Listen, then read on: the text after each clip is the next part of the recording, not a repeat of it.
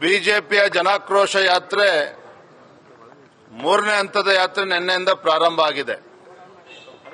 ದಾವಣಗೆರೆ ಹಾವೇರಿಯನ್ನು ಮುಗಿಸಿಕೊಂಡು ಇವತ್ತು ಗದಗ್ನಿಂದ ನಮ್ಮ ಯಾತ್ರೆ ಮತ್ತೆ ಪ್ರಾರಂಭ ಆಗ್ತಾ ಇದೆ. ಎಲ್ಲಾ ಜಿಲ್ಲೆಗಳಲ್ಲಿ ನಮ್ಮ ಜನಾಕ್ರೋಶ ಯಾತ್ರೆಗೆ ಬಹಳ ಉತ್ತಮ ಪ್ರತಿಕ್ರಿಯೆ ಸಿಗ್ತಾ ಇದೆ.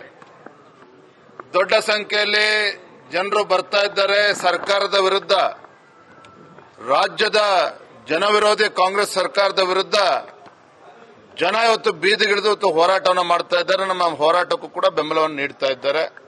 ಇವತ್ತು ಗದಗ್ನಲ್ಲೂ ಸಹ ಬಹಳ ಯಶಸ್ವಿಯಾಗಿ ನಮ್ಮ ಜನಾಕ್ರೋಶ ಯಾತ್ರೆ ನಡೀತದೆ. ನಿನ್ನೆ ದಿನ ರಾಹುಲ್ ಗಾಂಧಿ ಅವರು ಅಮೆರಿಕಾದಲ್ಲಿ ಭಾರತಕ್ಕೆ ಅಪಮಾನ ಮಾಡತಕ್ಕಂಥ ರೀತಿಯಲ್ಲಿ ಮಾತನಾಡಿದ್ದಾರೆ. ಆ ಪುಣ್ಯಾತ್ಮ ರಾಹುಲ್ ಗಾಂಧಿಗೆ ಹೊರದೇಶಕ್ಕೆ ಹೋದಾಗ ದೇಶದ ಬಗ್ಗೆ ಹೇಗೆ ನಡ್ಕೋಬೇಕು, ಭಾರತದ ಗೌರವನ ತೆಗೆಯೋದೇ ರೀತಿಯಲ್ಲಿ ಯಾವ ರೀತಿ ನಡ್ಕೊಳ್ಬೇಕು ಅಂತಕ್ಕಂಥ ಕನಿಷ್ಠ ಸೌಜನ್ಯವೂ ಕೂಡ ರಾಹುಲ್ ಗಾಂಧಿ ಅವರಿಗೆ ಇಲ್ಲದೆ ಇರತಕ್ಕಂಥದ್ದು ದುರ್ದೈವ. ಅಲ್ಲಿ ನಿಂತ್ಕೊಂಡು ಇಲ್ಲಿಯ ಚುನಾವಣೆ ಪ್ರಕ್ರಿಯೆ ಬಗ್ಗೆ ಮಾತನಾಡ್ತಕ್ಕಂಥದ್ದು, ಸಂವಿಧಾನಾತ್ಮಕ ಸಂಸ್ಥೆಗಳಾಗಿರ್ತಕ್ಕಂಥ ಚುನಾವಣೆ ಆಯೋಗದ ಬಗ್ಗೆ ಟೀಕೆ ಮಾಡುವಂಥದ್ದು. ಇಲ್ಲೇ ಮೊನ್ನೆ ಪಾರ್ಲಿಮೆಂಟು ಮುಕ್ತಾಯ ಆಗಿದೆ. ಸದನದಲ್ಲಿ ಅವರಿಗೆ ಮಾತನಾಡೋಕೆ ಅವಕಾಶ ಇದೆ. ಅವ್ರಿಗೇನಾದ್ರು ಹಿನ್ನಡೆ ಆಗಿದೆ ಮಹಾರಾಷ್ಟ್ರದಲ್ಲಿ ಅಂತ ಹೇಳಿದ್ರೆ ಪಾರ್ಲಿಮೆಂಟ್ ಅಲ್ಲೇ ಮಾತನಾಡಬಹುದು, ನಮ್ಮ ದೇಶದಲ್ಲೇ ಮಾತನಾಡಬಹುದು. ಮಹಾರಾಷ್ಟ್ರದಲ್ಲಿ ಇವತ್ತು ಚುನಾವಣಾ ಆಯೋಗ ಬಿಜೆಪಿಗೆ ಸಹಕಾರ ಕೊಟ್ಟಿದೆ ಅಥವಾ ಕಾಂಗ್ರೆಸ್ಗೆ ಮೋಸ ಆಗಿದೆ ಅಂತ ಹೇಳಿದ್ರೆ ಹಿಂದೆ ತೆಲಂಗಾಣ ರಾಜ್ಯದಲ್ಲೂ ಮಾಡಬಹುದಿತ್ತಲ್ಲ. ಹಾಗಾದ್ರೆ ಅದೇ ರೀತಿ ಹಿಮಾಚಲ ಪ್ರದೇಶ ಅಥವಾ ಕಾಂಗ್ರೆಸ್ ಸರ್ಕಾರ ಆಡಳಿತದಲ್ಲಿದೆ, ಅಲ್ಲೂ ಕೂಡ ಬಿಜೆಪಿ ಅಧಿಕಾರಕ್ಕೆ ಬರಬಹುದಿತ್ತು. ಅಂದ್ರೆ ಹಿಮಾಚಲ ತೆಲಂಗಾಣದಲ್ಲಿ ಗೆದ್ದಾಗ ಒಂದು ಮಾನದಂಡ, ಒಂದು ರೀತಿ ಹೇಳಿಕೆಗಳನ್ನು ಕೊಡ್ತಾರೆ. ಇವತ್ತು ಮಹಾರಾಷ್ಟ್ರದಲ್ಲಿ ಹರಿಯಾಣದಲ್ಲಿ ಚುನಾವಣೆ ಸೋತಾಗ ಈಗ ಚುನಾವಣೆ ಆಯೋಗದ ಬಗ್ಗೆ ಅನುಮಾನಗಳು ಪ್ರಾರಂಭ ಆಗ್ತದೆ. ಅದು ಹೋಗಿ ಅಮೆರಿಕದಲ್ಲಿ ನಿಂತ್ಕೊಂಡು ಮಾತನಾಡ್ತಕ್ಕಂಥದ್ದು ಮೂರ್ಖತನದ ಪರಮಾವಧಿ. ಇಂಥ ಒಂದು ಬೇಜವಾಬ್ದಾರಿ ವಿರೋಧ ಪಕ್ಷದ ನಾಯಕ ಒಬ್ಬ ಬೇಜವಾಬ್ದಾರಿ ರೀತಿಯಲ್ಲಿ ನಡ್ಕೊಳ್ತಾ ಇರ್ತಕ್ಕಂಥದ್ದು ನಿಜವಾಗ್ಲೂ ಕೂಡ ಸರಿಯಲ್ಲ. ನಮ್ಮ ರಾಜ್ಯದಲ್ಲಿ ಸಿದ್ದರಾಮಯ್ಯ ನೇತೃತ್ವದ ಕಾಂಗ್ರೆಸ್ ಸರ್ಕಾರ ನಿರಂತರವಾಗಿ ಬೆಲೆ ಏರಿಕೆಯನ್ನ ಮಾಡ್ಕೊಂಡು ಬರ್ತಾ ಇದೆ. ಬೆಲೆ ಏರಿಕೆಯ ಪರಿಣಾಮ ಏನಪ್ಪಾ ಅಂತ ಹೇಳಿದ್ರೆ ಇಡೀ ದೇಶದಲ್ಲಿ ಕರ್ನಾಟಕ ಅಂತ ಹೇಳಿದ್ರೆ ಬಹಳ ದುಬಾರಿ, ಅಂದ್ರೆ ಜನಸಾಮಾನ್ಯರು ವಾಸಿಸುವುದಕ್ಕೆ ಬಹಳ ದುಬಾರಿ ರಾಜ್ಯ ಅನ್ನೋ ರೀತಿಯಲ್ಲಿ ಇವತ್ತು ಮಾತನಾಡ್ತಾ ಇದ್ದಾರೆ. ಮತ್ತು ಭ್ರಷ್ಟಾಚಾರದಂತೂ ಮಿತಿಮೀರಿ ಹೋಗಿದೆ.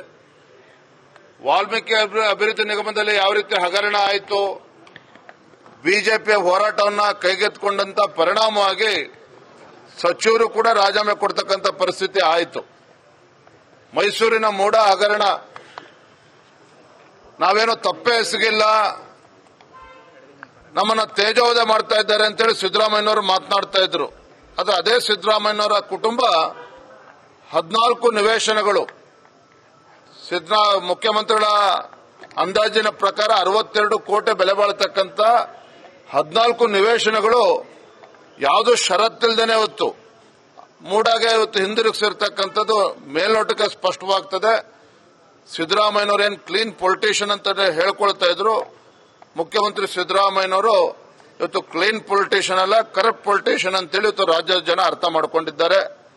ಇವತ್ತು ಕಾಂಗ್ರೆಸ್ ಸರ್ಕಾರ ಅಭಿವೃದ್ಧಿ ಅಂತಕ್ಕಂಥದ್ದು ಶೂನ್ಯ, ಬೆಲೆ ಏರಿಕೆ ಒಂದೇ ಕೊಡ್ತಾ ಇರತಕ್ಕಂಥದ್ದು. ಇವತ್ತು ರಾಜ್ಯದ ಎಲ್ಲ ವರ್ಗದ ಜನರು ಕೂಡ ಈ ಸರ್ಕಾರದ ವಿರುದ್ಧ ಬೇಸತ್ತಿದ್ದಾರೆ. ನೀವು ಜನಾಕ್ರೋಶ ಮಾಡ್ತಾ ಇದ್ರಿ, ಇನ್ನೊಂದು ಕಡೆ ಅವರು ಒಂದು ಜಾತಿ ಜನಗಣತಿ ಮುನ್ನೆಲೆ ತಂದ ಒಂದು ಸರಿಯಾದ ಪ್ರಶ್ನೆ ಕೇಳಿದ್ರಿ. ಭಾರತೀಯ ಜನತಾ ಪಾರ್ಟಿ ಬೀದಿಗಿಳಿದು ರಾಜ್ಯದ ಜನರಲ್ಲಿ ಒಂದು ಜನಜಾಗೃತಿಯನ್ನು ಮೂಡಿಸತಕ್ಕಂಥ ಕೆಲಸ ಬಹಳ ಯಶಸ್ವಿಯಾಗಿ ಏನ್ ಮಾಡ್ತಾ ಇದ್ದೇವೆ. ಈ ವಿಚಾರವನ್ನ ಮರೆಮಾಚಬೇಕು ಅನ್ನುವ ದುರುದ್ದೇಶ ಇಟ್ಕೊಂಡು ಸಿದ್ದರಾಮಯ್ಯನವರು 2 ಕ್ಯಾಬಿನೆಟ್ ಮೀಟಿಂಗ್ಗಳನ್ನು ಕರೆದ್ರು. ಒಂದು ಕ್ಯಾಬಿನೆಟ್ ಅಂತೂ ಜಾತಿ ಜನಗಣತಿ ಬಗ್ಗೆ ವಿಶೇಷವಾಗಿ ಏನೋ ತೀರ್ಮಾನನೇ ಮಾಡಿಬಿಡ್ತಾರೆ ಅಂತೇಳಿ ವಿಶೇಷವಾದಂತ ಕ್ಯಾಬಿನೆಟ್ ಕರೆದ್ರೂ ಸಹ ಅಲ್ಲೂ ಕೂಡ ತೀರ್ಮಾನ ಆಗಿಲ್ಲ. ಅದರ ಅರ್ಥ ಸಿದ್ದರಾಮಯ್ಯನವರು ಜಾತಿ ಜನಗಣತಿಯನ್ನ ಹಿಡ್ಕೊಂಡು ಆಡಳಿತ ಪಕ್ಷದಲ್ಲಿರ್ತಕ್ಕಂಥ ಯಾರು ಮುಖ್ಯಮಂತ್ರಿಗಳು ಆಕಾಂಕ್ಷಿಗಳಿದ್ದಾರೆ ಅವ್ರಿಗೂ ಕೂಡ ಬೆದರಿಸ್ತಾ ಇದ್ದಾರೆ, ವಿರೋಧ ಪಕ್ಷದವ್ರಿಗೂ ಕೂಡ ಬೆದರಿಸ್ತಕ್ಕಂಥ ತಂತ್ರ ಮಾಡ್ತಾ ಇದ್ದಾರೆ. ಈ ತಂತ್ರದ ಹಿಂದೆ ಕುತಂತ್ರ ಇದೆಯೇ ಹೊರತು ಆ ಸಮುದಾಯಗಳಿಗೆ ನ್ಯಾಯ ಕೊಡಬೇಕು ಅನ್ನೋ ಯಾವುದೋ ಒಂದು ಪ್ರಾಮಾಣಿಕ ಕಳಕಳಿ ಮುಖ್ಯಮಂತ್ರಿಗಳಲ್ಲಿ ಇಲ್ಲ. ಇದು ಸ್ಪಷ್ಟ. ಜಾತಿ ಜನಗಣತಿ ಜಾರಿ ಆಗ್ತದೆ. ಇನ್ನೊಂದು ಕಡೆ ಜನಿವಾರ ತೆಗೆಸ್ತಾ ಇದೆ, ಇನ್ನೊಂದು ಕಡೆ ಅಲ್ಪಸಂಖ್ಯಾತರ ವಿರುದ್ಧದಂತೆಲ್ಲ ಕೇಸ್ಗಳನ್ನು ಹಿಂದಿನ ಕಾಂಗ್ರೆಸ್ ಶಾಸಕ ಅಖಂಡ ಶ್ರೀನಿವಾಸ್ ಮೂರ್ತಿ, ಕಾಂಗ್ರೆಸ್ ಶಾಸಕ, ಒಬ್ಬ ದಲಿತ ಶಾಸಕ, ಅವನ ಮನೆಗೆ ದೇಶದ್ರೋಹಿಗಳು ನುಗ್ಗಿ ಬೆಂಕಿ ಹಚ್ಚಿದಾಗಲೇ ಸಿದ್ದರಾಮಯ್ಯನವರು ಆ ದಲಿತ ಶಾಸಕನ ರಕ್ಷಣೆಗೆ ಬರಲಿಲ್ಲ, ಅವ್ರ ಸರ್ಕಾರ ರಕ್ಷಣೆಗೆ ಬರಲಿಲ್ಲ. ಮತ್ತೆ ಈಗ ಈ ಬಾರಿ ಈ ಸರ್ಕಾರ ಅಧಿಕಾರಕ್ಕೆ ಬಂದ್ಮೇಲೆ ಸಿದ್ದರಾಮಯ್ಯ ಮುಖ್ಯಮಂತ್ರಿಗಳಾದ್ಮೇಲೆ ಹಲವಾರು ಪ್ರಕರಣಗಳು ನಡೀತಾ ಇದೆ. ಲವ್ ಜಿಹಾದ್ ಇರ್ಬೋದು, ಗೋಹತ್ಯೆಗಳು ಇರ್ಬೋದು, ಮತ್ತೊಂದು ಕಡೆಯಲ್ಲಿ ಹೆಣ್ಮಕ್ಳು ಪರೀಕ್ಷೆ ಬರೆಯಕ್ಕೆ ಹೋದ್ರೆ ತಾಳಿಯನ್ನು ಬಿಚ್ಚಿಡಿಸ್ತಕ್ಕಂಥ ದುರ್ಘಟನೆ ಕೂಡ ನಡೆದಿದೆ.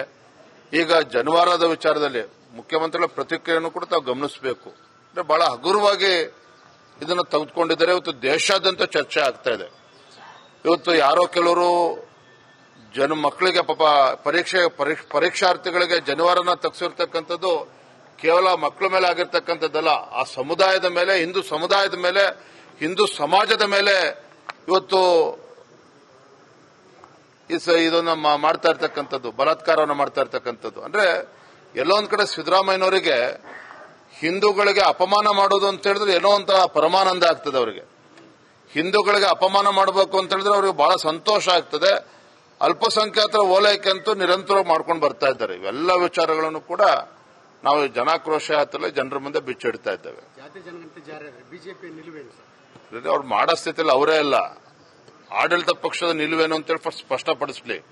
ಡಿ.ಕೆ. ಶಿವಕುಮಾರ್ ಅವರು ಏನ್ ಹೇಳಿದ್ದಾರೆ, ಎಂ.ಬಿ. ಪಾಟೀಲ್ ಏನ್ ಹೇಳಿದ್ದಾರೆ, ಶಾಮನೂರು ಶಿವಶಂಕರಪ್ಪನವರು ಏನ್ ಹೇಳಿದ್ದಾರೆ, ಬೇರೆ ಬೇರೆ ಸಮುದಾಯದ ಸ್ವಾಮೀಜಿಗಳು, ಈಡಿಗರು ನಮ್ಮ ಜನಸಂಖ್ಯೆ ಕಡಿಮೆ ಆಗಿದೆ ಅಂತ ಹೇಳ್ತಾ ಇದ್ದಾರೆ, ಜೈನರು ಮಾತನಾಡ್ತಾ ಇದ್ದಾರೆ, ಬೇರೆ ಧರ್ಮದವರು ಮಾತನಾಡೋದು ಒಂದು. ಇವತ್ತು ಆಡಳಿತ ಪಕ್ಷದಲ್ಲೇ ಇದ್ರ ಬಗ್ಗೆ ಗೊಂದಲ ಇದೆ. ಹಾಗಾಗಿ ಅವರು ಅದನ್ನು ಅನುಷ್ಠಾನ ಮಾಡ್ತಾರೆ ಅನ್ನೋ ಭ್ರಮೆನಲ್ಲಿ ಆಡಳಿತ ಪಕ್ಷದವರು ಕೂಡ ಯಾರೂ ಇಲ್ಲ. ಬಿಜೆಪಿಯ ಜನಾಕ್ರೋಶ ಯಾತ್ರೆ 3ನೇ ಹಂತದ ಯಾತ್ರೆ ನಿನ್ನೆಯಿಂದ ಪ್ರಾರಂಭ ಆಗಿದೆ. ದಾವಣಗೆರೆ, ಹಾವೇರಿಯನ್ನು ಮುಗಿಸ್ಕೊಂಡು ಇವತ್ತು ಗದಗ್ನಿಂದ ನಮ್ಮ ಯಾತ್ರೆ ಮತ್ತೆ ಪ್ರಾರಂಭ ಆಗ್ತಾ ಇದೆ. ಎಲ್ಲಾ ಜಿಲ್ಲೆಗಳಲ್ಲಿ ನಮ್ಮ ಜನಾಕ್ರೋಶ ಯಾತ್ರೆಗೆ ಬಹಳ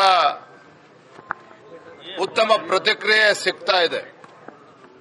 ದೊಡ್ಡ ಸಂಖ್ಯೆಯಲ್ಲಿ ಜನರು ಬರ್ತಾ ಇದ್ದಾರೆ. ಸರ್ಕಾರದ ವಿರುದ್ಧ, ರಾಜ್ಯದ ಜನವಿರೋಧಿ ಕಾಂಗ್ರೆಸ್ ಸರ್ಕಾರದ ವಿರುದ್ಧ ಜನ ಇವತ್ತು ಬೀದಿಗಿಳಿದು ಹೋರಾಟವನ್ನು ಮಾಡ್ತಾ ಇದ್ದಾರೆ. ನಮ್ಮ ಹೋರಾಟ